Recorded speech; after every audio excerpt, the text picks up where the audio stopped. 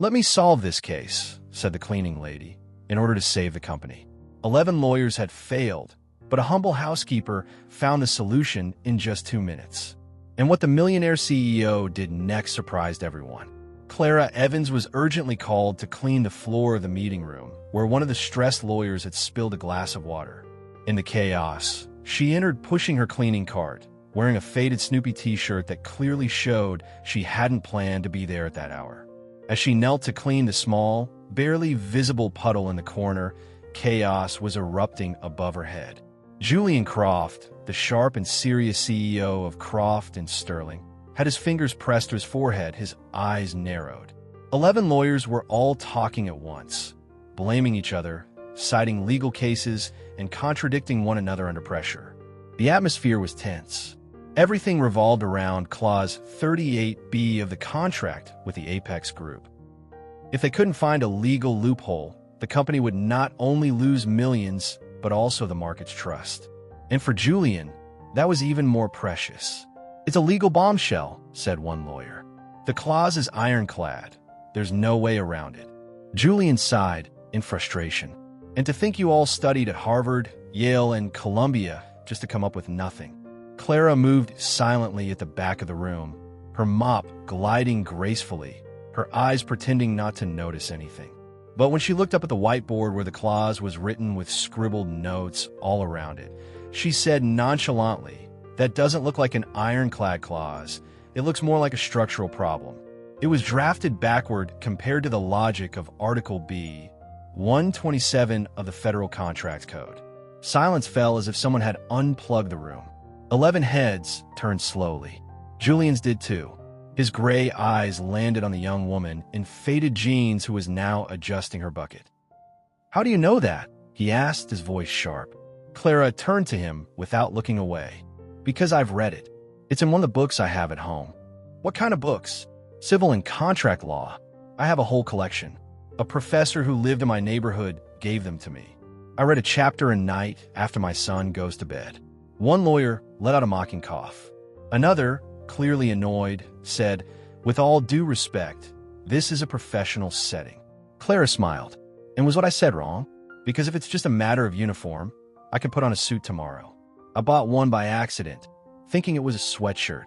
Julian looked at Clara as if she were a code he couldn't decipher. "Did you study law?" "I was 1 year away from graduating, but life got in the way. Working became more urgent than studying, but I never stopped reading. I just never got the diploma." He stood up slowly, walking past the other lawyers as if no one else in the room existed but her. He stopped a few feet away. "Repeat what you said in detail." Clara put down her mop and crossed her arms. Clause 38B was written with a structure that depends on the conditional paragraph of Section 14, but it goes against Article 127 of the Federal Code. This opens a door for it to be nullified due to ambiguity of interpretation, especially if you argue based on the precedent in Sterling versus Northwood Energy, 2019. Another silence. This time, no one coughed. Julian kept his eyes on her. For the first time in years, his face showed no judgment. It was as if he was seeing something that didn't fit into the neat spreadsheets he was used to. "I've read the Sterling versus Northwood case twice. The defense's argument was brilliant, but I would have ended with a different citation. I found the last one weak." One of the lawyers tried to interrupt. "That's not possible. The analysis was done by experts. Perhaps she's just confusing some terms." Clara shrugged. "Then reread it carefully at home. It's on page 197 of Volume 2 of Professor Albright's series. It's good post-dinner reading." Julian crossed his arms. His face showed a mixture of disbelief and curiosity. For the first time all morning, he didn't look annoyed. He looked intrigued. "What is your name?" "Clara Evans." "Miss Clara Evans. Let's talk in my office." She blinked. "But the floor is still wet." "Let the lawyers walk around it," he said, turning to them. "Or is that too much to ask?" The meeting ended in silence. Clara, not quite sure if this was a punishment or a promotion, pushed her cleaning cart down the hall with a slight smile. Julian's office was silent, as if even the furniture knew there was no room for unnecessary noise. Clara entered, pushing the cleaning cart, but left it outside. Not because anyone told her to, but because she knew it wasn't what he expected from her. At that moment, Julian was standing by the desk, a tablet in his hand. The screen displayed a long clause full of tricky commas and bureaucratic terms. He didn't say anything right away. He just gestured for her to sit down. Clara looked at the elegant chair as if it were a movie throne. She sat down slowly, adjusting her Snoopy t-shirt, which seemed even more out of place than a cat in a courtroom. This clause here, Julian finally said, was used as a model in a merger contract between two energy companies in Florida. One of our lawyers thinks it could be useful. What do you think? Clara quickly read the first few paragraphs on the screen. Her eyes naturally scanned the words. When she finished, she leaned back and spoke calmly. It works if the goal is to confuse the reader. This clause is pretty, full of technical terms, but it hides the main point behind 5 subjunctives and 2 ambiguities. It's a trap, and not even a good one. Julian raised an eyebrow. Explain. Well, the phrase transfer of contractual liability comes before the conditional clause, which directly contradicts Article 21 of the Civil Code. If an attentive judge reads it, they will see an intentional omission. You memorize the articles? No, I understand the reasoning behind them.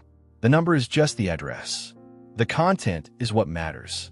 Julian looked at the woman in front of him as if he were seeing a chess piece that wasn't on the board before, and suddenly realized it was the most dangerous one in the game. And this one, he slid the tablet, opening a new document. Asset protection clause in case of unilateral termination. Clara read for a few seconds and shook her head. That has been rejected by the courts at least 3 times. There's a recent case, Finch versus Clearwater Trading, 2021. The party that included this clause lost because it violated the principle of good faith in contracts. The judge was clear. You can't protect your assets by hiding risks in the legal fine print. Julian leaned back against the desk, his arms crossed. And if I told you that 3 of my experienced lawyers approve this wording, I would say they should read more books and fewer pre-written contracts. The silence in the office was broken only by the sounds of the city outside. Julian, for the first time in years, seemed defenseless, not out of weakness, but out of a different kind of surprise, admiration. How do you remember so many cases? He asked, his tone more curious than critical. I read everything out loud. My 6-year-old son already knows how to say jurisprudence, even though he thinks it's the name of a cartoon character. Julian laughed, a real laugh. It was quick, restrained, but real. You're unexpected.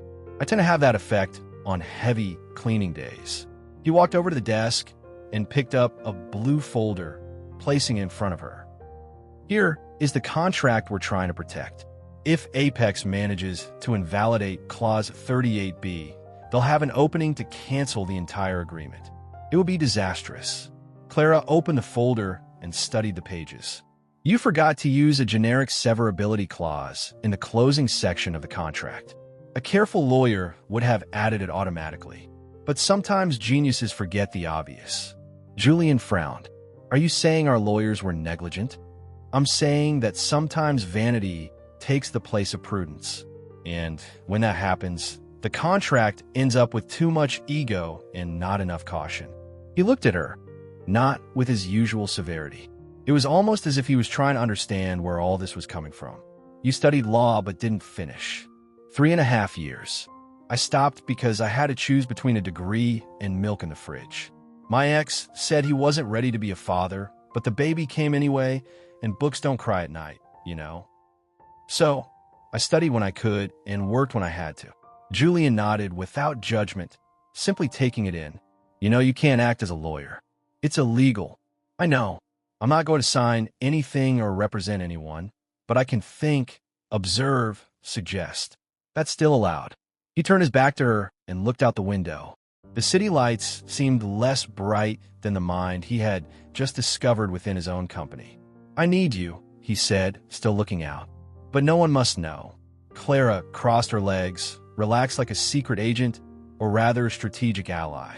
If anyone finds out I'm taking legal advice from a cleaning staff employee, it will turn into a soap opera and an institutional crisis. So, I'll be your confidential clause cleaner. He turned to her. Are you in? She stood up, picked up her bucket, and replied with a slight smile. As long as I don't have to wear high heels. My uniform says it all. Clara began her new role, wearing the same worn-out sneakers as always. The only difference was that now, along with the bucket and rag, she carried a hardcover notebook where she jotted down the names of lawyers, words that seemed complicated, and ideas that came to her while scrubbing floors. Julian had been clear. No one needed to know what she was really doing. Officially, she was still the cleaning lady for the administrative wing, but in reality, she was much more than that. She was the invisible link of the company, the sharp mind behind some decisions that even the lawyers couldn't handle alone. It all started the following Tuesday, when Julian discreetly asked her to reread an email intended for an external consulting firm. The content was technical but vague. Clara read it, scratched her chin, and said, "Do you mind if I tweak it a bit?" Julian shrugged. She sat down, typed quickly, and when she was done, handed the laptop back to him. The email now read, "Based on the interpretive severability clause of the contract signed by both parties and supported by federal law, Article 64, we believe the proposed contract revision lacks sufficient grounds and is therefore not advisable. Sincerely, P.S. If you disagree, we will be happy to discuss it over coffee. Just bring cookies." Julian raised an eyebrow. Cookies, a technical term to lighten the mood. They'll laugh, but they'll also know you're serious. He didn't say a word, just click send. Soon after, Claire started receiving small, discreet requests. A lawyer would leave a sticky note on the door asking, "Does the cross-indemnification clause apply to services?" She would leave a folded note near the coffee machine, only if clearly stated. And even then, watch out for Article 92B. No one knew who was behind these sharp answers. But suddenly, mistakes started to decrease. Julian's meetings became shorter and more effective, and the toughest questions stopped being asked out loud in the hallways. Instead, they began to be whispered during coffee breaks. On the third day, Clara was sitting quietly in the break room, writing in her notebook, when she heard two lawyers talking. He acts differently, more direct, more precise, and the strangest thing is, without our help. Maybe he hired an external consultant, or maybe a legal crystal ball. Clara smiled.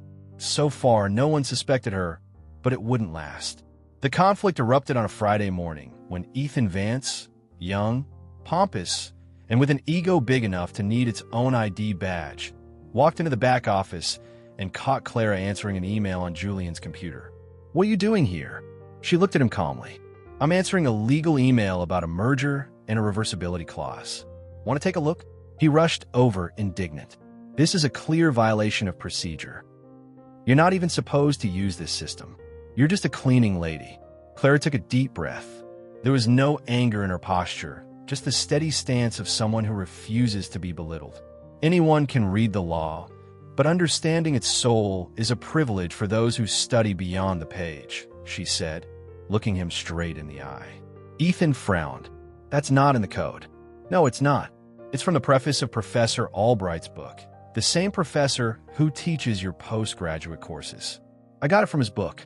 The silence that followed was more deafening than any accusation. From that day on, Clara was unofficially nicknamed the voice in the footnotes. No one knew exactly who she was, but the rumors began to spread. And the fact that Julian continued to consult her without saying why only added to the mystery. One afternoon, a sensitive document landed on Julian's desk. It was a letter threatening legal action, written in an aggressive and intimidating tone. He walked into his office and, without calling anyone, handed the letter to Clara. She read it, thought for 2 minutes, and wrote a short, direct, clear response with just the right touch of irony. "We appreciate your concern regarding the potential legal outcomes of this contract. However, we believe there is no reason for legal theatrics or to invoke imaginary contractual ghosts. Our team, visible or not, is prepared for any eventuality with respect and without fear." Julian read it and smiled for the first time in public that week. During a break, Clara passed by the meeting room, where two interns were debating whether to activate a joint liability clause in a partnership agreement. "It depends on how the link was formed," Clara said as she continued walking. The two men looked at each other. "What do you mean?" She turned around with a smile. If the joint liability was established by agreement, then yes. But if it's simply presumed by interpretation, you risk nullifying the original intent. That's Article 265. Good luck, gentlemen. And she walked away as if she had just commented on the weather. Observing everything from his office, Julian did something unusual. He wrote her name in a notebook he never used. It was as if he wanted to remind himself that intelligence sometimes comes in a faded t-shirt and an old backpack. It was almost 10 p.m. when Clara finished organizing the last documents on Julian's desk. The office was quiet and dimly lit, with only the desk lamp casting a warm circle of light on the scattered papers. Outside, Boston glittered through the large windows. But inside this room, the world had shrunk to just two people and a conversation that had not yet begun. Julian leaned back in his chair, watching Clara carefully fold a sheet of paper where she had written her notes on the Apex case. He noticed she always folded papers the same way, twice into a neat rectangle, as if each was a letter that deserved respect. "You don't have to stay so late," he finally said, breaking the silence. "I know, but I like the office when it's empty. It's easier to think when no one's looking at me, like I'm some kind of circus act." Clara put the last book in her bag and sat in the chair opposite him. It wasn't the elegant armchair she used during formal meetings. It was a simple wooden chair, making her feel more present, more real. "Can I ask you something?" Julian said, leaning forward. "Sure, but if it's about jurisprudence, I charge extra after 9 p.m. He smiled, but his expression quickly turned serious. "Why did you study law? I mean, what made you choose that field?" Clara took a deep breath, as if opening a drawer she hadn't looked into for a long time. "My father was a bricklayer. He died when I was 16 in a work accident. The company he worked for tried to avoid paying my mother compensation. They said he wasn't wearing safety equipment, that it was his fault. A complete lie." She paused, looking down at her hands. "My mother didn't know how to defend herself. We couldn't afford a lawyer, and the few who agreed to talk to us acted like they were doing us a favor, as if we should be grateful just to be heard." Julian leaned in, listening intently. And then, "So I thought, if I knew the law, if I understood how things worked, maybe I could help her. Maybe I could help other people in the same situation. So I enrolled in college with a scholarship." "Did you win a case?" "Yes. After 2 years of fighting, my mother used the money to open a small sewing shop in our neighborhood. She's still there. She sews evening gowns for girls who want to feel like princesses." Clara smiled, though there was a gentle sadness in it. "You must have been an excellent student," Julian said. "I had good grades. I was part of study groups. I loved discussing cases with professors. I had a plan: finish my degree, go to grad school. Maybe one day open a legal aid office in my neighborhood." "What happened?" The question hung in the air for a moment. Clara tucked a strand of hair behind her ear, a gesture Julian had noticed she made when gathering her thoughts. "Mark, I met him my sophomore year. He was studying business a year ahead of me. A handsome smile, easygoing. Dreams that seemed to match mine, or at least that's what I thought." Julian noticed his own breathing had become more focused. "We dated for a year and a half. I was in my junior year when I found out I was pregnant. It was unexpected, but when I told him, I thought we would face it together. But that's not what happened. He panicked. He said he was too young to be a father, that he still had too many plans, and that maybe it would be better to take care of the situation in another way." Clara paused, looking out the window. "I told him I respected his decision not to be a father, but that I was going to have the baby, and he didn't have to worry because I would manage on my own. And you did." "I had to.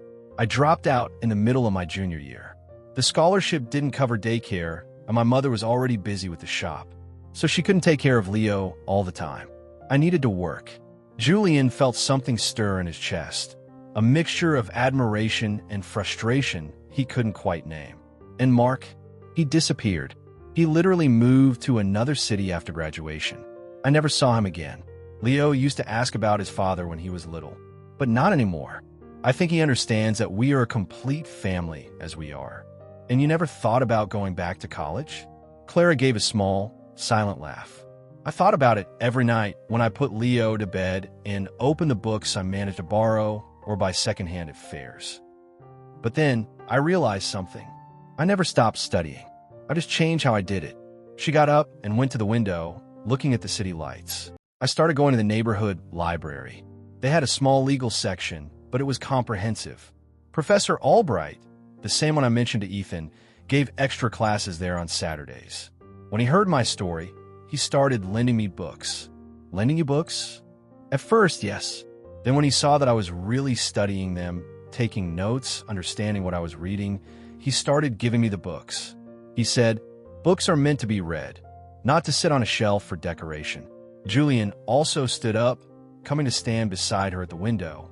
"And you never felt angry about having to give up your plans?" Clara turned to him, and for the first time that night, her eyes shone with a different intensity. Yes, for a long time. Angry at Mark, at the situation, at myself for falling in love with someone who wasn't ready to build something serious. But after Leo was born, she paused, as if reliving the moment. When he was born and I held him in my arms for the first time, I understood that my plans hadn't been destroyed. They had just changed shape. I wouldn't be the lawyer I dreamed of being at 18, but I would be the mother I wanted to be at 20. And now, do you regret it? Having Leo? Never. He's the best part of me. He taught me that courage isn't about not being afraid. It's about being afraid and moving forward anyway. Julian watched her profile, silhouetted against the city lights.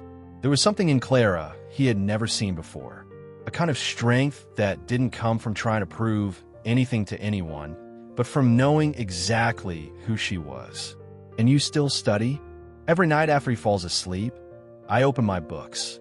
I read cases, study legal precedents. I follow changes in the law, not because I have to, but because I want to, because it makes sense to me. Even knowing you can't practice, practicing law is one thing. Understanding it is another. And who knows, maybe one day I'll go back to college. Leo is growing up.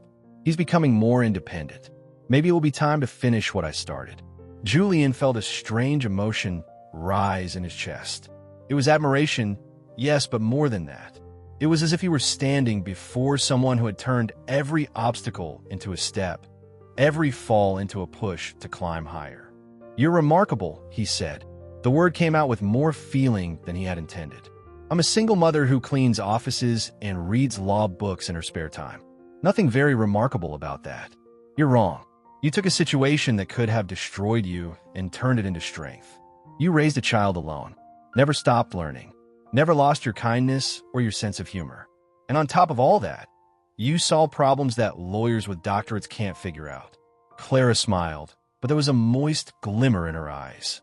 "Leo asked me the other day if I was sad I didn't become a lawyer. Do you know I told him? What? I told him maybe I didn't become the lawyer I dreamed of being, but I became the person I was meant to be, and that was worth even more." The silence that followed was heavy with meaning. Julian watched Clara smooth her hair, pick up her bag, returning to her efficient employee mode. But something had changed during those minutes. An intimacy had formed, a mutual understanding that went beyond their professional partnership. "I have to go," she said. "Leo goes to bed early, but he likes me to be there when he wakes up in the middle of the night. Sometimes he has nightmares." "Of course. Thank you for sharing that with me. Thank you for listening." She headed for the door, but turned back before leaving. "And Julian, this conversation stays between us, okay? Not because it's a secret, but because it's personal." "Of course." Left alone in the office, Julian looked at the chair where she had been sitting. For the first time in years, he felt small, not in a diminished way, but in a humble way, as if he had just met someone who made him question everything he thought he knew about strength, determination, and value. The next day, Julian arrived at the office earlier than usual. Not because he had urgent meetings or documents to review, but because he wanted to observe. He wanted to better understand the woman who had changed his perspective on intelligence and character in a single conversation.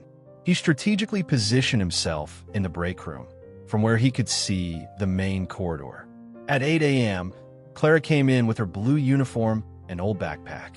But Julian saw her differently now. Every gesture seemed to tell a story. Every smile she gave to her colleagues showed a kindness that went beyond mere politeness. He watched her stop to help an intern who had dropped a stack of papers.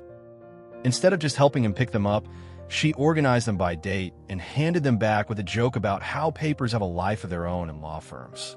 The young man laughed and thanked her, clearly relieved.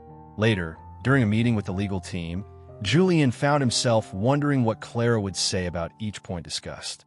When one of the lawyers suggested a strategy he knew was weak, he almost muttered Clara would say that has a flaw in the clause, but held back. At lunchtime, he saw her sitting alone in the courtyard, eating a sandwich and reading a book on constitutional law. It didn't seem like a performance. She wasn't trying to impress anyone. It was a genuine interest, an authentic passion for learning. Julian realized he was feeling something he couldn't quite name. It wasn't the kind of physical attraction he had felt for other women. It wasn't just the professional respect he had for competent colleagues. It was deeper, more complex. It was admiration mixed with curiosity, respect mixed with a desire to know more, to understand how a mind so brilliant had developed in such difficult circumstances. He was fascinated by the way she transformed hardship into insight, obstacles into opportunities to grow. At the end of the day, as the office began to empty, Julian asked Clara to join him for a conversation. "I have something for you," he said, handing her an envelope. Clara opened it and found a check, a significant amount, enough to cover several months of expenses. "What's this?" "A bonus for all the help you've given me, for solutions none of my lawyers could find." Clara looked at the check for a few seconds, then handed it back to him. "I can't accept this." "Why not? You deserve it. The value you bring to my work is worth much more than this." "That's exactly why I can't accept it." Julian frowned, perplexed. "I don't understand." Clara sat in the same chair she had used the night before. "If I accept this check, you'll feel like we're even, as if you've paid for my knowledge, for my help. And I'll feel like someone who has been rewarded for being useful. But that's exactly what I'm doing. Rewarding someone who has been useful. No, Julian, I'm not a favor, I'm an asset." The words hung in the air, filled with dignity and resolve. "You don't understand," she continued. "I don't help you because I need money. I help you because I enjoy it, because it makes sense to me, because I finally have a chance to use everything I've learned. The money would turn this into a transaction. But what we have here is a partnership." Julian put the check away, feeling both rebuffed and deeply impressed. "So how can I repay you? Keep letting me be involved. Keep trusting my judgment. And maybe, just maybe, see me as a person, not just a cleaning lady who knows the law." At that moment, Julian realized what he was feeling. He was falling in love. Not with Clara's appearance, not with her usefulness at work, but with her essence, her integrity, her spirit, her ability to turn any situation into an opportunity to grow. And that scared him more than any lawsuit he had ever faced. Thursday morning started like any other at Croft and Sterling. Clara arrived at 8 a.m., greeted the reception staff, and headed to the administrative floor with her cleaning cart. What she didn't know was that a few feet away, Liam Carter, a second-year intern and aspiring part-time influencer, was discreetly recording a video for his TikTok channel. Liam was curious about the buzz circulating the office, the rumors of a mysterious and invisible consultant helping Julian Croft with complex cases. When he saw Clara patiently explaining to two other interns the difference between a termination clause and a rescission clause, he decided it was perfect content for his social media. "Look, it's simple," Clara said, leaning on a broom while gesturing. "A termination clause is like a breakup where you just can't agree on movies anymore. It's over, but no one did anything wrong. Now, a rescission clause is when one person was secretly eating all the popcorn. It's a breach of trust." The interns laughed, and one of them asked, "And what if someone lied about liking horror movies just to impress the other?" "Well, my friend, that's misrepresentation. The whole agreement was based on false information, which can make the contract void from the start. Like when you find out your date doesn't even like dogs or pizza. It's a fundamental incompatibility. Relationship canceled."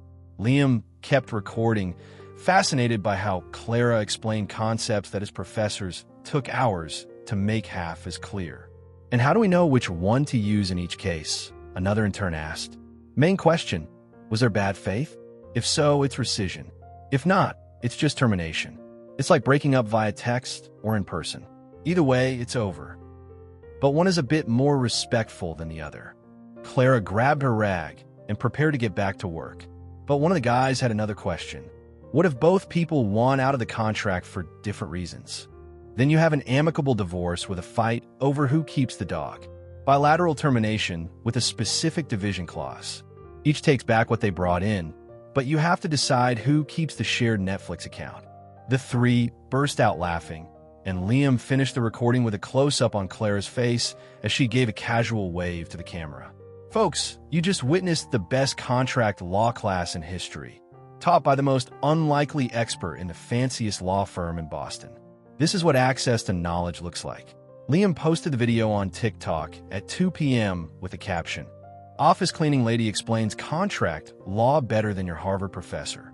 Hashtag law made easy. Hashtag wisdom without a degree. Hashtag legal legend." What happened next surprised even Liam. In 2 hours, the video had 50,000 views. After 4, it reached 200,000. By the end of the day, it had surpassed 500,000, filled with enthusiastic comments from law students, lawyers, and professors. This woman explained in 2 minutes what my professor couldn't explain in a whole semester. Does anyone know where she teaches? I'm dropping out of college to study only with her. Finally, someone who makes law understandable. Wait, she's a cleaning lady? How is she better than a Harvard PhD? The video was shared in law school WhatsApp groups across the country. It went viral on Twitter under the hashtag #JanitorJD, and Instagram lit up with stories quoting Clara's explanations. The legal news site Legal News shared the clip with the headline, "Cleaning employee teaches contract law and goes viral on social media." Another outlet, Law for All, published a full article, "The Accidental Educator Who is Changing How We Talk About Law." But the real explosion happened when the popular page Legal Memes posted an image of Clara holding her broom next to 11 solemn lawyers in robes with the caption, "The cleaning lady who outsmarted 11 doctors of law." The meme spread like wildfire. Dozens of versions followed. When the cleaning lady knows more than your lawyer. Plot twist, the smartest person in the office doesn't have a degree. She cleans floors and your legal arguments. The next morning, Clara arrived at work without any idea of what had happened. She was greeted by curious glances, whispered conversations, and a few knowing smiles. She only realized something was wrong when the receptionist, barely containing her excitement, showed her a phone. "Clara, you've gone viral. Over 2 million views." Clara watched the video with an amused look, shaking her head. "That Liam, I always thought he recorded too much." "You're not mad? Why would I be? Did I say anything wrong?"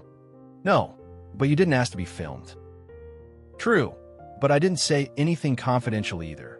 And from the comments I see, people are learning. That's a good thing." When Julian arrived at the office an hour later, there were already 3 calls from journalists waiting, 2 emails from TV producers wanted to interview the viral cleaning lady, and a message from Human Resources asking how to handle the situation. Julian immediately summoned Liam. "You had no right to film an employee without her permission.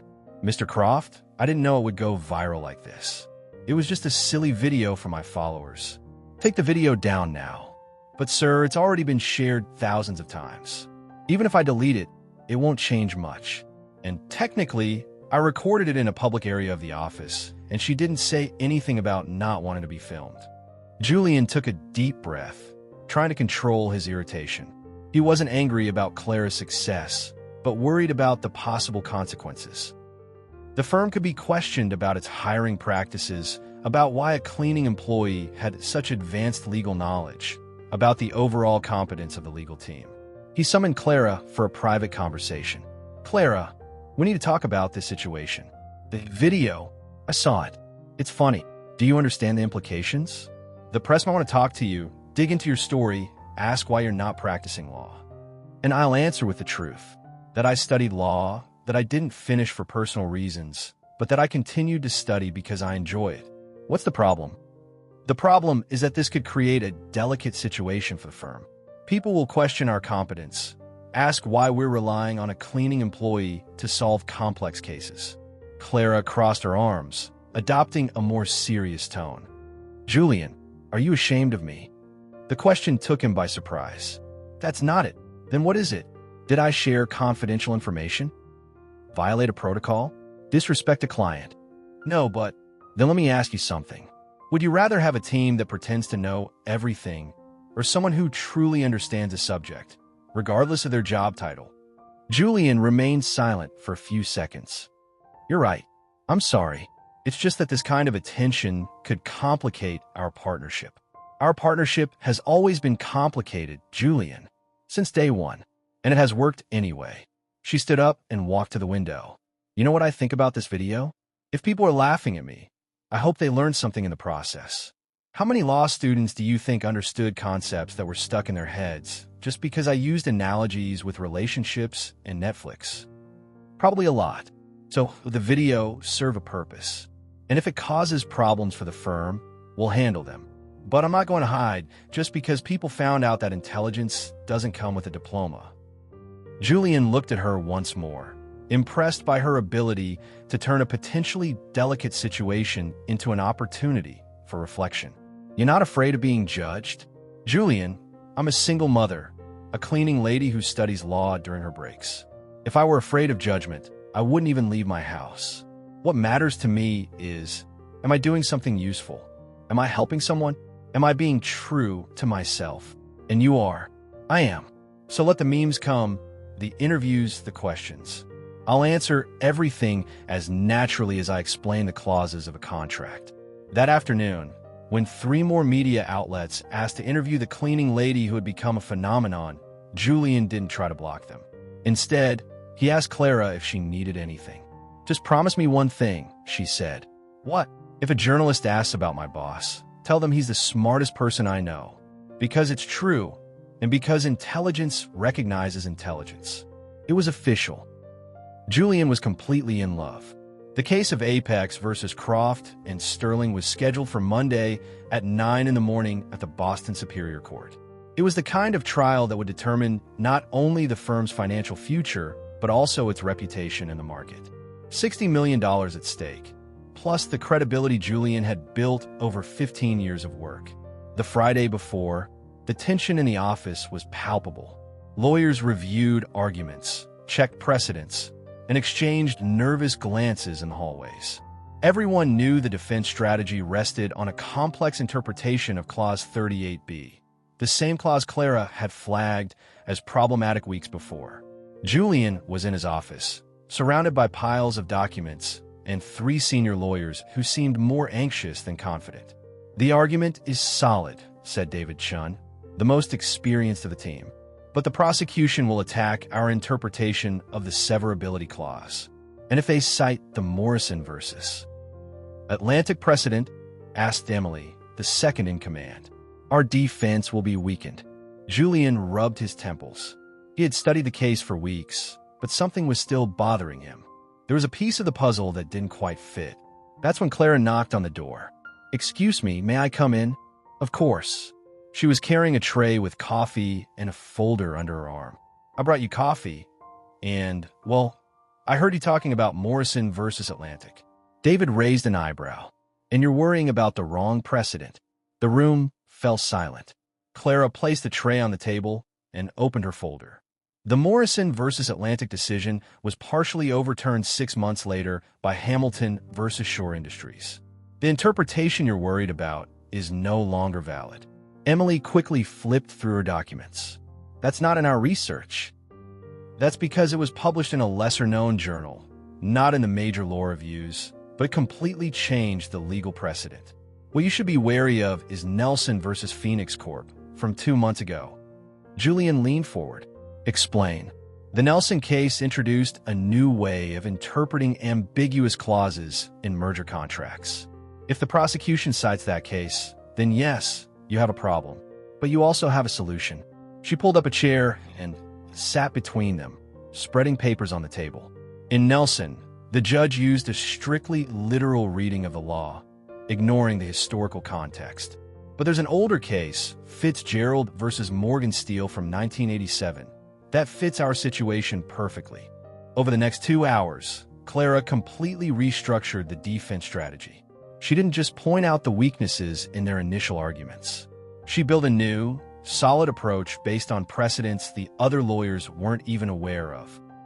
"You should be the one in court on Monday," David said, clearly impressed. "I can't and I won't." "Why not?" "Because it's not my place. My place is here, helping you prepare." Julian is going to shine in that courtroom, and you'll all see why he's one of the best lawyers in Boston. On Sunday evening, Julian called Clara. "I'm nervous." Nervous or insecure? What's the difference? Being nervous means you know you're prepared, but your heart is still pounding. Being insecure means you're not sure you're up to the task. "Then I'm nervous." "Good. That means the outcome matters to you. Now, tell me, what's the central point of our argument?" For 40 minutes, Clara went over the key points with him, tested his responses to potential questions, and reminded him of crucial precedents. By the time they hung up, Julian felt confident for the first time in weeks. On Monday morning, the courtroom was packed. Journalists, law students, and curious onlookers, all drawn by the attention surrounding the viral janitor case, filled every available seat. Clara sat quietly at the back, dressed in a simple blouse and jeans. Julian's opening statement was clear, persuasive, and well-structured. He cited the precedents Clara had recommended and laid out a solid line of reasoning. For 40 minutes, he completely commanded the courtroom. But then the prosecution counterattacked. "Your Honor," said the prosecutor, a well-dressed woman in her 50s. "The defense relies on a questionable interpretation of Fitzgerald versus Morgan Steele. I would like to point out that this precedent was partially modified by the recent decision in Torres versus Infinity Holdings." Julian felt the blood drain from his face. Torres versus Infinity Holdings. He didn't know that case. It hadn't appeared in his research. Clara hadn't mentioned it. "The change introduced by Torres versus Infinity," the prosecutor continued, "clearly states that in merger contracts with ambiguous clauses, the interpretation must favor the party that did not draft the original document." The judge leaned in, clearly interested. Julian knew he had to respond, but he had no idea how to counter a precedent he had never seen before. His team looked just as lost. "Mr. Croft," the judge said, "do you wish to respond to the precedent raised by the prosecution?" Julian stood up, but his mind was blank. He fumbled through his papers, looking for anything he could use, but found nothing. Then he heard a soft voice behind him. Article 127, paragraph 3. Partial modification, not total. It was Clara. She had stood up and, speaking just loudly enough for him to hear, gave him exactly what he needed. Julian took a deep breath and turned to the judge. "Your Honor, with all due respect to the prosecution, it is important to clarify that the Torres versus Infinity Holdings case introduced only a partial modification of the Fitzgerald versus Morgan Steele precedent, not a complete repeal." He began to pace the courtroom, his confidence returning. Article 127, paragraph 3, states that partial modifications of precedents should only apply to the specific aspects questioned in the new decision. In Torres versus Infinity, the central issue was how to interpret clauses in hostile takeovers, not in friendly mergers like the one we are discussing today. The prosecutor frowned, clearly not expecting this response. Furthermore, Julian continued, the judge in Torres versus Infinity made it very clear that his decision was not intended to apply broadly to all types of mergers, only to those involving coercion or a major information imbalance. In our case, we have a friendly merger with full information shared between both parties, documented over 8 months of negotiation. Therefore, Torres versus Infinity does not apply. The original interpretation of Fitzgerald versus Morgan Steele remains valid and relevant. The courtroom fell silent, a silence broken only by the sound of the judge tapping his pen on the bench. "Mr. Croft, your argument is coherent and well supported. The objection is overruled." 2 hours later, Julian had won the case. The decision was unanimous. Clause 38B was valid. The contract remained in force, and Croft and Sterling kept not only the $60 million at stake, but also their reputation. Back at the office, everyone was celebrating. But before anything else, Julian went to find Clara. "I need to talk to you." They met in his office, away from the congratulations and toasts happening downstairs. "How did you know about the Torres versus Infinity case?" "I looked it up last night when you told me you were nervous. I thought I should check if any recent cases could pose problems for our strategy. I found 3, including that one. And why didn't you tell me before?" "Because you were already under pressure, and I knew that if it came up, you would be able to handle it with the right information at the right time." Julian sat on the edge of his desk. "Clara, you saved my career today. You saved your own career." I just whispered a tip. "No, it was much more than that. You've helped me since day one." He moved closer. "I want to make things official. Will you be my personal assistant and my lead legal advisor? Full salary, full benefits, and the recognition you deserve." Clara's eyes filled with tears. "Are you serious?" "Completely. This isn't a favor. It's not charity. It's respect for your professional value." "I accept." They hugged. It was a professional hug, but it lasted a few seconds longer than necessary. That evening, Julian hosted a celebration dinner at the Hawthorne, one of Boston's most elegant restaurants. The entire legal team was there, along with several important clients. When Clara arrived, Julian almost didn't recognize her. She wore a simple navy blue dress, elegant but understated, and her hair, usually tied back, was down. She was beautiful, but still completely herself. During dinner, she spoke with ease about legal matters, made people laugh with her creative analogies, and carried herself with a quiet confidence that had nothing to do with her clothes or shoes. Julian couldn't take his eyes off her all evening. The way she gestured when explaining a point, the way she smiled when someone asked an intelligent question, the way she treated everyone from the waiter to the senior partners with the same warmth and respect. At the end of the evening, as the group began to leave, Julian offered to drive Clara home. "You don't have to. I can call an Uber. I insist. After everything you've done for me, it's the least I can do." On the way, they talked about the trial, her new role, and a few last details of the case. The conversation flowed easily, with moments of silence that felt natural, not awkward. When they arrived in front of Clara's apartment building, Julian cut the engine. "Clara." He turned to her. For a moment, they just looked at each other. Something had been building for weeks. An unspoken connection, a silent attraction. Julian leaned in and kissed her. It was soft at first, uncertain, then deep. Clara responded, her hands touching his face, lost in the moment. When they pulled apart, they were both breathless. That was a mistake," Julian said, suddenly tense. "What?" "It shouldn't have happened. You work for me now. This complicates everything." It was inappropriate. Clara remained silent, processing what he had just said. "Julian, it's better if you forget this ever happened. Please." She looked at him for a few seconds, then got out of the car without another word. Julian watched her walk into the building, knowing he had just made the biggest mistake of his life. The next morning, Julian arrived at the office 2 hours earlier than usual. He hadn't slept well, replaying the moment of the kiss, and especially the look on Clara's face when he had said it was a mistake. The way she had looked at him, not angry, but with a silent disappointment 1,000 times worse, had haunted him all night.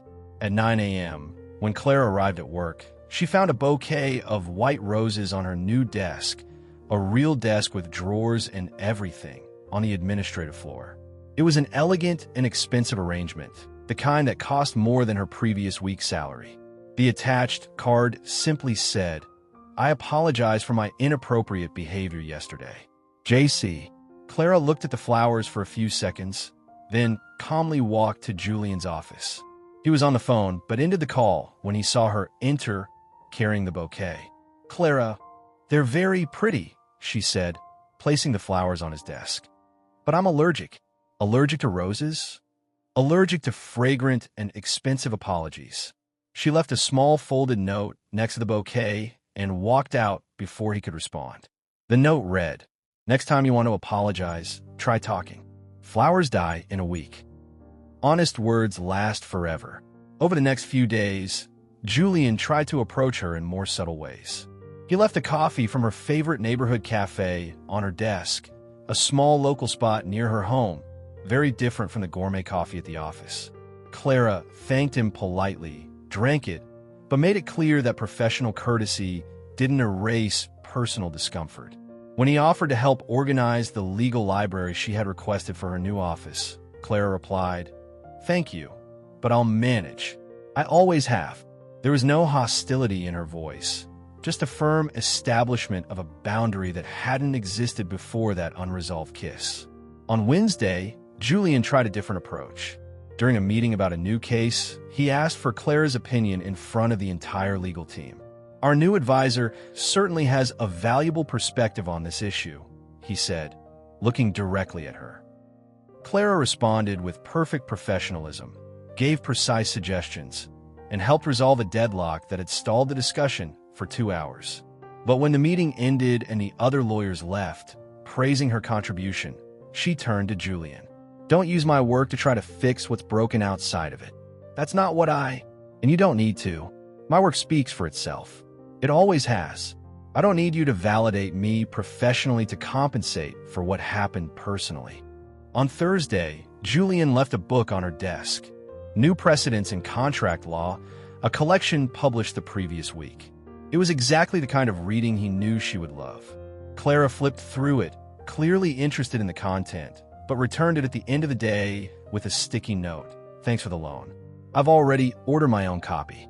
On Friday, when Julian tried to start a conversation about a case they were reviewing together, Clara interrupted him gently. "Julian, can we establish some rules?" "Of course. First, my work remains excellent because I love what I do, not because you need me. Second, our professional partnership is solid and will remain so. Third, what happened in the parking lot stays in the parking lot. And the fourth rule, stop trying to compensate for what you said with small gestures. If you truly believe it was a mistake, then it was one. That's all. Let's move on." Julian nodded, but there was something in his eyes that Clara chose not to interpret. Over the weekend, Leo was playing in the living room when he saw the same black car outside that had dropped his mother off the other night. "Mom, the flower man is downstairs again." "The flower man?" "The one who sent the white flowers you gave back. The same one who brought you home after the fancy dinner." Clara went to the window. Julian was standing by the car, looking at the building but not daring to come up. "Leo, come here." The boy came over, curious. "That man, is he your friend or your boyfriend?" Clara smiled, stroking her son's hair. "Why do you want to know?" "Because if he's your friend, you should invite him up. Grandma always says friends are welcome. But if he's your boyfriend, if he's my boyfriend, what? Then you have to decide if you really like him or if he's just confused. Because a confused boyfriend makes you sad, and I don't like it when you're sad." Clara hugged her son, amazed by the wisdom of a 6-year-old. "And what do you think he is?" Leo thought for a few seconds, observing Julian through the window. "I think he's a friend who wants to be a boyfriend, but got scared. Like Peter in my class. He likes Sophie, but he pretends he doesn't because the other boys would make fun of him. You're very smart, you know that? Grandma always says so. She also says adults can sometimes be dumber than children." Clara laughed, still watching Julian down on the street. "You know what? Your grandmother is right." Julian stood on the sidewalk for another 10 minutes, then got in his car and drove away. Clara stayed at the window, thinking about her son's words and the complex feelings she wasn't quite sure how to name. Leo, who had returned to his toys, called out from the living room, "Mom, if he comes back tomorrow, can I talk to him?" Adults who are confused sometimes need help from kids. Clara shook her head, smiling. Her son was right. Adults often complicated simple things way too much. The following Monday, Julian showed up at Clara's office with an unexpected proposal. "Want to have lunch out? I need to talk to you about a case, but away from the office." Clara looked at him, sensing something different in his attitude. He seemed less defensive, more human. "What kind of case?" "The kind that can't be solved with jurisprudence." They went to a small cafe downtown, far from the fancy restaurants Julian usually frequented. It was a simple place with worn wooden tables and a handwritten menu on a chalkboard, the kind of place where Clara felt comfortable. Julian ordered a sandwich he barely touched. Clara ate her salad while watching him fidget with a napkin. "So," she said after a few minutes of silence, "what kind of case is bothering you so much?" "I'm the case." She stopped eating and waited. "Clara, I don't know how to handle what I'm feeling." "And what are you feeling?" Julian took a deep breath, as if preparing for a confession in court. "Since you came into my life, everything has changed. The way I work, the way I think, the way I exist. And it scares me." "Why does it scare you?" "Because I've never felt this before. I've never admired someone so much. I've never wanted to be near someone so much, to hear what they think, to understand how they see the world." Clara put down her fork and gave him her full attention. "Are you confused because you've fallen in love, or because you've fallen in love with me?" The question took him by surprise. "What's the difference?" "The difference is that maybe you're not used to women who don't need you, just the real you." Julian frowned. "What do you mean?" "The women you've known before, they needed your status, your money, your influence. I don't need any of that. And that leaves you without a reference point, doesn't it?" He sat in silence for a few seconds, processing her words. "Maybe you're right. It's not a maybe. You spent your whole life being needed by people for the wrong reasons. With me, you're just you, Julian.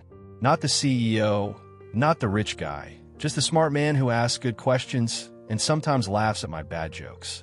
Your jokes aren't bad." "Yes, they are, but you laugh anyway." They both smiled, and the tension in the air softened a bit. "So, that's it," Julian said. "I'm confused because you make me feel both useless and essential at the same time." "Exactly. You don't have to be anything other than yourself, and that terrifies you." "It's true, because it means if you love me, it's for me, and if you don't love me, it's also for me." Julian nodded, recognizing the clear, sharp truth in her words. "And about the kiss," he said, finally addressing the thing that had been between them. "I truly believe it was inappropriate. You work for me now, and I don't want you to feel pressured or uncomfortable." Clara tilted her head, studying him. "So maybe you should think a little more before you go around kissing people. Or did you kiss me out of admiration?" "No, I kissed you because, in that moment, I couldn't imagine anything more right in the world. And after that, fear took over. The fear of complicating things, of losing you as a colleague, of not being enough." Clara leaned back in her chair, a soft smile on her lips. "Julian, you are many things, smart, dedicated, sometimes as stubborn as a mule, but not enough is never one of them." "Then why do I feel like I am?" "Because you're learning to be with someone who wants nothing from you except your company. It's scary." They finished lunch talking about work, but something had changed between them. There was a new sense of understanding, a kind of honesty that wasn't there before. When they returned to the office, Julian walked her to her desk. "Clara, can I ask you something?" "Of course. Do you feel something for me?" She looked at him for a few seconds. "I'm sorry, but I'm confused too. And unlike you, I don't have the luxury of kissing someone and calling it a mistake afterward. When you know what you really want, let me know. Until then, we're colleagues. Good colleagues." That evening, at home, Clara was quieter than usual. Leo was already asleep, and she was helping her mother, Maria, fold laundry in the living room. "You seem different," Maria said, observing her daughter. "Different how?" "Sad. Not the kind of sadness that makes you cry, but the kind that comes from overthinking." Clara smiled. Her mother always had a way of reading her moods with surgical precision. "I'm fine, Mom. Just going through some changes." "What kind of changes?" "Work, personal stuff, a bit of everything." Maria stopped folding clothes and sat next to her daughter. "Talk to me." "Work is going great, better than I expected. I have the job I always wanted. I'm doing what I love, and I'm well paid. But my boss is complicated." "Complicated how?" Clara sighed. "He's smart, respectful. He values me professionally, and I feel something for him." "And him, does he feel something for you?" "I think so, but he keeps changing his mind. He calls his own feelings a mistake." Maria nodded, as if everything suddenly became clear. "Oh, I see. He's one of those men who don't know how to handle a strong woman." "It's not that, Mom. He admires my strength. The problem is, I think it makes him insecure. And you, how do you feel? Confused. Because I care about him, but I don't know if he really wants me or if he just admires me. And I'm not sure I want to get involved with someone who doesn't even understand his own feelings. Maria hugged her daughter. My dear, sometimes men take longer to understand their hearts. Not because they're dumb, but because they're raised to believe that feelings are a weakness. So what should I do? Keep being yourself. If he's smart, he'll realize he's found something rare. And if not, it's his loss. You've already proven you don't need anyone to be happy. Clara smiled, feeling a little lighter. Thanks, Mom. You're welcome. And Clara, even when you feel uncertain, you shine. That means something. That night, Clara fell asleep thinking about her mother's words and her conversation with Julian. Maybe Maria was right. Sometimes, you just have to be who you are and let the rest unfold on its own. In the days following that lunch conversation, Julian did exactly what Clara expected. He distanced himself, becoming the distant, composed CEO again, speaking to her with the kind of cold professionalism he had mastered over the years. In meetings, he called her Ms. Evans. In the hallways, he would nod politely but wouldn't stop to talk. It was as if the honesty of that lunch had scared him so much that he had hidden behind the same professional armor he had worn for 15 years. Clara noticed it right away and responded in the only way she knew how, with dignity. If he wanted distance, she would give him distance. If he preferred formality, she would be perfectly formal. But she also began to withdraw the informal support she had given him. When Julian left documents on her desk with sticky notes asking for her opinion, she would respond by email, technically sound, detailed, but without the playful comments she used to add. When he tried to start a conversation about a case, she would respond clearly and professionally and go straight back to her work. The change did not go unnoticed in the office. Emily told David that the atmosphere between the boss and his new advisor had become strangely formal. Liam, still proud of having spotted Clara's talent, noticed she no longer made jokes during her legal explanations. On Thursday, Julian was reviewing a contract when he realized he needed Clara's opinion on a specific clause. Instead of going to her office as he used to, he sent a formal email requesting written feedback. Her response arrived 15 minutes later. 3 technically perfect, completely impersonal paragraphs. It was exactly what he had asked for, but it lacked the spark he had grown to appreciate in her work. That night, alone at home, Julian found himself searching for Clara on social media. It wasn't something he normally did, but his curiosity got the better of him. Her profile was simple, with only a few photos, but each one told a story. There was a video of Leo from a few months ago trying to say the word jurisprudence while Clara laughed in the background. Another showed her explaining a health insurance contract to an elderly neighbor using cake recipe metaphors. A photo showed her sitting in the local library surrounded by old law books with Leo asleep on her lap. It was a world completely different from his. A place where knowledge was shared freely, where intelligence was used to help, not to compete. A place where she was not only respected, but loved. On Saturday, driven by something he couldn't quite name, Julian drove to Clara's neighborhood. He had no specific plan, just an inexplicable need to better understand her world. He stopped in front of a small nonprofit organization called Hope Community Center. Through the window, he saw Clara sitting at a round table, surrounded by several people. She was gesturing animatedly, explaining something while the others took notes. Julian watched for a few minutes. There was something in Clara's posture there that he had never seen at the office. A natural ease, an authentic joy. She wasn't playing at professionalism. She was simply being herself. He took a deep breath and went inside. The group stopped talking when they saw him. Clara looked up, clearly surprised. "Julian, what are you doing here?" "I was driving by and saw you here." A blatant lie, and they both knew it. "This is Julian Croft," Clara said to the group. "My boss." The famous boss from the viral legal video, an older woman said, smiling. "I'm Mrs. Davis. Clara was explaining lease agreements to us." Julian greeted everyone politely, but his eyes kept returning to Clara. Can I talk to you for a minute?" They moved to a corner of the room. "Seriously, what are you doing here?" Clara asked, but without hostility. "I wanted to understand." Understand what? How you do this? How you are you all the time? Clara studied him for a few seconds. Julian, you drove 40 minutes to come here, just to ask me that. Maybe. What? He looked at the group, who had resumed their discussion. Then back at her. Because this week, I went back to being who I always was, and I realized I don't like that person anymore. And what do you expect me to do about it? Will you let me learn from you? The question came out with a more vulnerable sound than he had intended. Clara was silent for a moment, then smiled for the first time in a week. That depends. Are you willing to listen to Mrs. Davis explain why her apartment lease is unfair, even if it takes 2 hours? I am. And to help Mr. Peterson understand why the garage can't charge him for work he didn't approve? I am.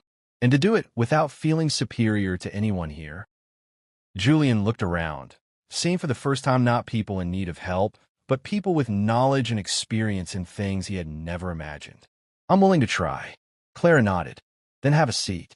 Mrs. Davis was just telling us how she discovered on her own that she was entitled to compensation that no lawyer would calculate for her. Julian sat down, and for the first time in years, remained silent to learn instead of to teach. For the next 2 hours, he listened to stories that made him rethink everything he thought he knew about justice, intelligence, and human value. When they left, Clara asked, "So, did you learn anything?" "I learned that you're not just smart. You're wise. And there's a big difference between the two." "What's the difference?" "Intelligence solves problems. Wisdom changes people." For the first time in weeks, they smiled at each other without any barriers between them. The following Wednesday, Clara nonchalantly mentioned that she would be giving a talk at the community center on consumer rights for everyone. It was part of a project she had been running for 2 years, teaching basic legal knowledge to people who couldn't afford to hire a lawyer. "Can I come?" Julian asked, surprising himself with the naturalness of his question. "You won't find it boring?" "On the contrary, I think I need to see what real advocacy looks like." On Saturday afternoon, the small auditorium of the community center was packed. About 40 people filled the plastic chairs, from young mothers with babies on their laps to retired men with notebooks in hand. Julian sat at the back, observing. Clara took the small, makeshift stage with a natural ease he had never seen in a corporate setting. She wore jeans and a simple blouse, her hair down, without any of the polished touches that characterized the professional presentations he was used to. "Hello, everyone," she began with a sincere smile. "Today we're going to talk about something everyone should know. How not to get ripped off when you buy something." Laughter rippled through the crowd. "First, let's agree on something. Everyone here has been ripped off at least once. Me, you, even that well-dressed gentleman in the back." She gestured discreetly toward Julian. "He's probably been ripped off." More laughter followed, and Julian felt included, not singled out. The difference is that when it happens to someone with money, they hire a lawyer. When it happens to people like us, we get angry, tell our friends, and that's it. We accept the loss. An older woman raised her hand. "But Clara, lawyers are expensive. What are we supposed to do?" "Mrs. Gable, that's exactly what I came to talk about today. You don't need a lawyer for everything. What you need is to know your rights." For the next hour, Clara explained complex concepts using everyday examples. She talked about warranties, comparing them to relationships that don't work out, abusive interest rates, comparing them to loans between friends, and deceptive contracts, using recipes that hide ingredients as a metaphor. Julian watched, fascinated by how she translated legal jargon into simple, understandable language without losing technical precision. More importantly, he noticed how people saw her not as someone superior doing intellectual charity, but as a true ally. When a young man asked how to dispute an incorrect bill, Clara didn't just explain the steps. She wrote a sample letter on the board and gave advice on the tone and how to build a good argument. "Education is the one power that no one can take from you," she said, ending the session. "Knowing your rights is part of that education. Don't let anyone tell you it's too complicated for you to understand. If I could learn while cleaning offices and reading borrowed books, you can too." The audience erupted in applause. Several people came up afterward to ask specific questions, thank her, or just chat. Julian watched Clara give each person the same attention and respect, no matter the size of their question. An elderly woman took Clara's hands and said, "My dear, you are an angel in our lives. Without you, I would have never solved that problem with the phone company. Mrs. Peterson, you're the one who solved it. I just showed you the way." When the crowd finally dispersed, Julian approached. "That was incredible. It was just a basic talk." "No, it was much more than that." They walked to the parking lot in silence.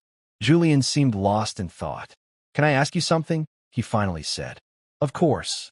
How do you manage to be that? To be so important in people's lives without even realizing it?" Clara stopped walking. "Julian, I'm not important.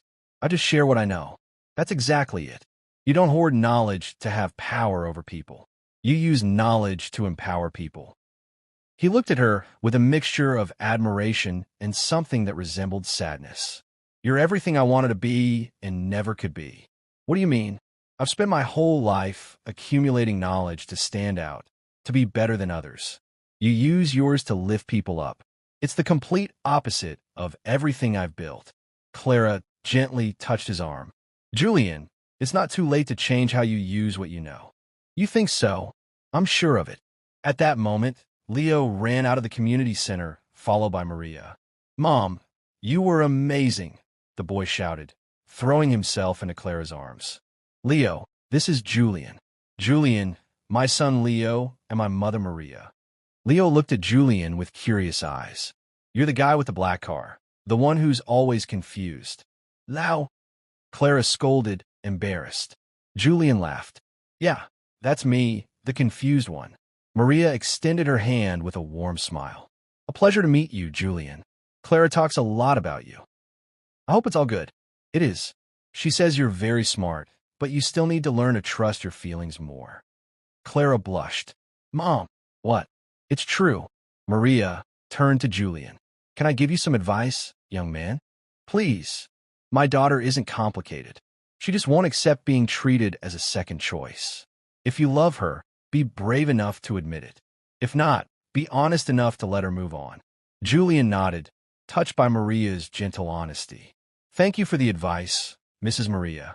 "You're welcome. And now, you're both having dinner with us. I made lasagna for an army, and I won't take no for an answer." Leo grabbed Julian's hand.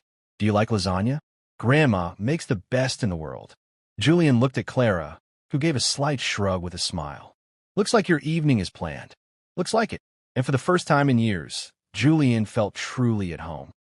The dinner at Maria's had changed everything, not just for Julian and Clara, but in how they related to each other. In the weeks that followed, they resumed their work together as naturally as before. But something had shifted. There was a new sense of honesty between them. Every conversation seemed deeper. Every silence carried more meaning. Julian had started visiting the community center regularly, not as a guest, but as a volunteer. He discovered that teaching business contracts to small neighborhood entrepreneurs was more rewarding than closing any multi-million-dollar deal. Clara watched this transformation with a mixture of pride and something she could finally admit to herself: love. The annual Croft and Sterling event was scheduled for Friday.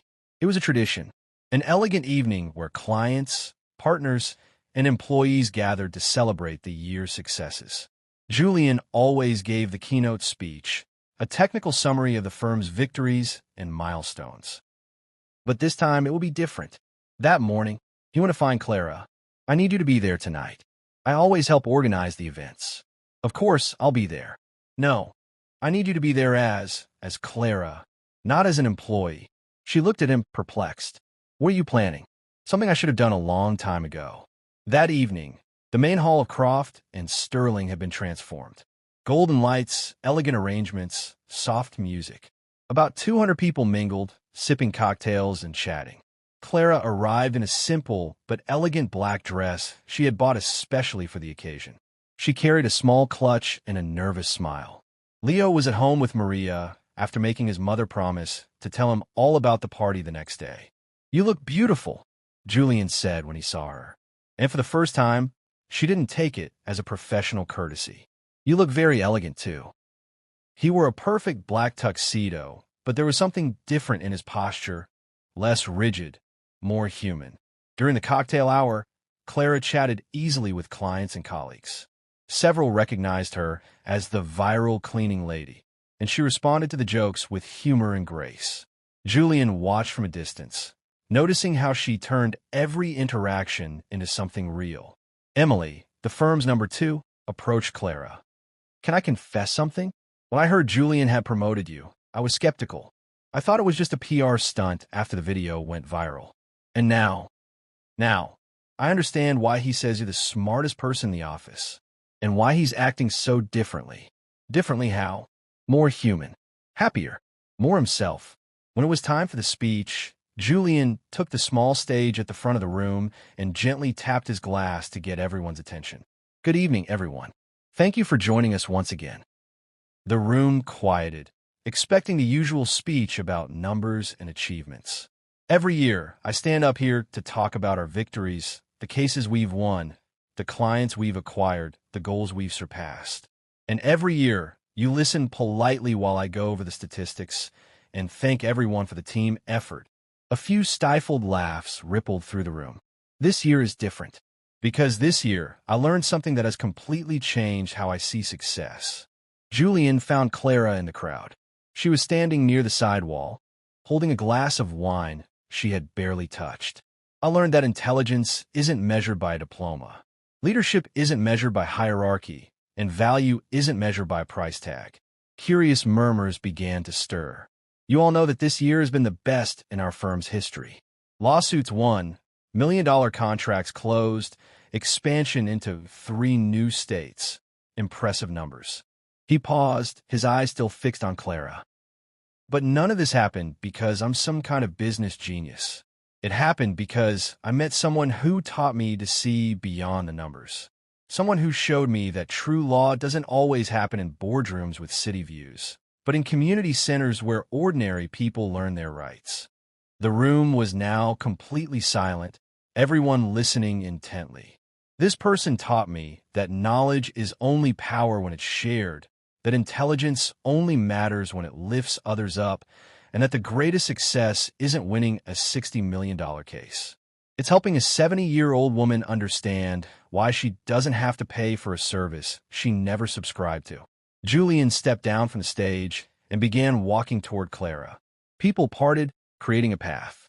"Clara Evans taught me that intelligence doesn't wear a suit, that wisdom doesn't have a permanent address, and that love can't be bought, negotiated, or controlled. Love is recognized, respected, and built every day." He stopped in front of her. Clara's eyes were filled with tears. She clearly hadn't expected such a public declaration. "That's why, in front of all of you, I want to make 2 proposals." Julian turned slightly to include the audience, but his eyes remained on Clara. "First proposal. Clara, will you be my official partner? Not just an advisor, but a full partner at Croft and Sterling, with a share of the profits, voting rights on important decisions, and responsibility for the social projects we want to launch." The room fell completely silent. Clara nodded, too emotional to speak. "Second proposal, and this one is the most important. Will you be my wife?" This time the silence was broken by a few audible gasps from the audience. Clara looked around at all the smiling, expectant faces. Then she turned back to Julian. "Are you sure? Because there's no going back from this. I'm more sure of this than any contract I've ever signed." She smiled, tears streaming down her face. "Finally, I accept both proposals. But I have one condition, which is no expensive flowers to try to impress me. If you want to give me something special, I want a library. A real library with comfortable armchairs and space for Leo to study." Julian laughed, taking her hands. "Deal. A library, armchairs, and anything else you want." He kissed her, and this time there was nothing inappropriate or confused about it. It was the right kiss at the right time in front of the right people. The audience erupted in applause and cheers. Emily was crying. David was smiling as if he'd just won a major case. Liam was already filming everything for social media. When they parted, Julian whispered in Clara's ear, "There's one more thing I want to propose." "What is it?" "I think you should finish your law degree." Clara stepped back slightly surprised. "Julian, I don't." I don't need a diploma. This isn't about needing it. It's about you deserving to have official recognition for what you already know. And because I want you to have every possible option. But the time, the work, Leo, we'll figure it all out. Your mother can help more with Leo. You can study when it works best for you. And if you need to reduce your workload, we'll do it. What matters is that you finish what you started. Clara thought for a few seconds. Law school had been an interrupted dream 6 years ago. The idea of finally getting that degree had always seemed too distant to be realistic. You really think I should? I think you should do what feels right to you. But I also think you deserve to have the choice. And if I accept, do you promise not to rush me or make things easy for me? I promise. You'll earn that degree the same way you've done everything in your life, with hard work, intelligence, and determination. Clara smiled. Then I accept.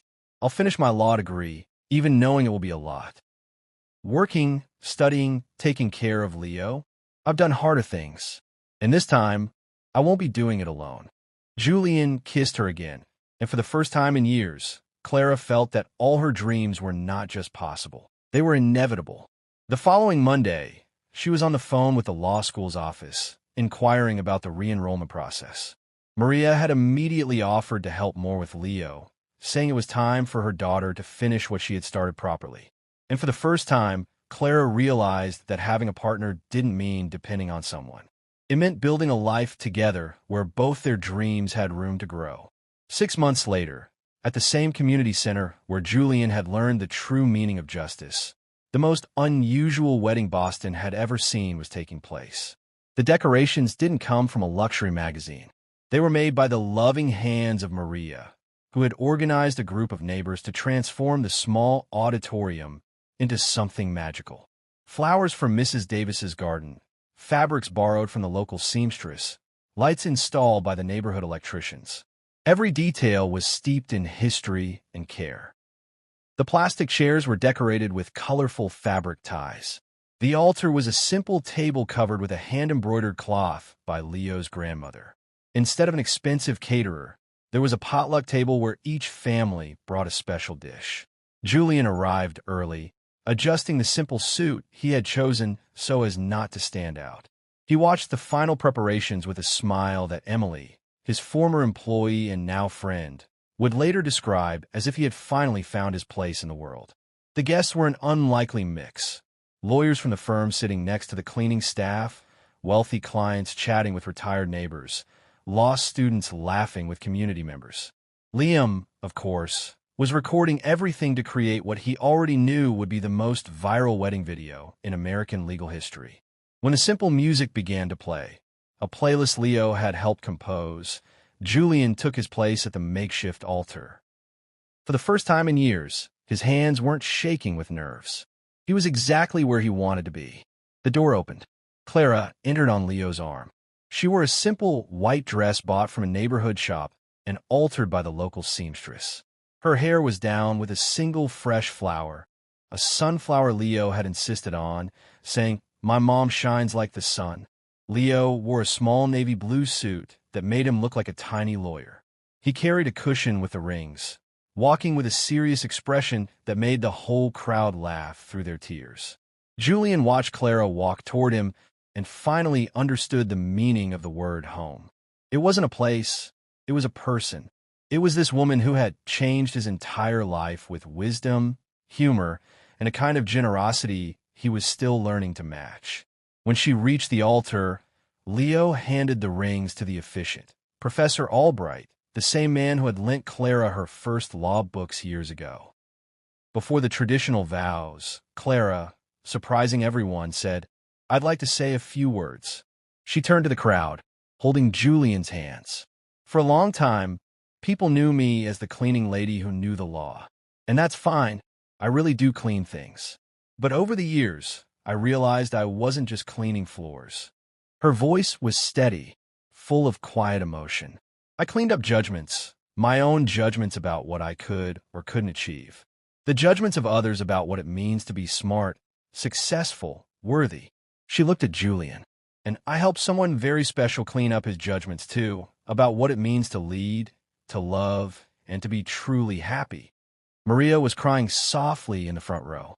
Mrs. Davis was waving her handkerchief. Emily and David exchanged emotional glances. When it was time to exchange the rings, Leo solemnly approached Julian and whispered something the microphone picked up. "Now you're our assistant too, okay?" The crowd burst out laughing. Julian knelt to look him in the eye. "I accept the position, but can we talk about the salary?" "Sure, but I don't accept money. Only ice cream and trips to the park." "Deal." He sealed the agreement with a formal handshake that made everyone laugh again. When they finally kissed as husband and wife, it was under a shower of flower petals brought by the neighborhood children. The kiss was long, deep, and filled with promises that didn't need a contract to be kept. As the party began with music, homemade food, and stories spreading from table to table, Clara and Julian stepped aside for a moment to take it all in. "Any regrets?" he asked teasingly. "Marrying you? Never. Doing it in a place where everyone will have opinions about our life? Always. No, no, because now they're our family, and family looks out for each other." Julian kissed her again, knowing he had found not just a wife, but a whole new way of living. A life where intelligence was measured by the depth of love, success was measured by the help given to others, and happiness was as simple as sharing ice cream with a 6-year-old who had just gained a stepfather, ready to be his assistant.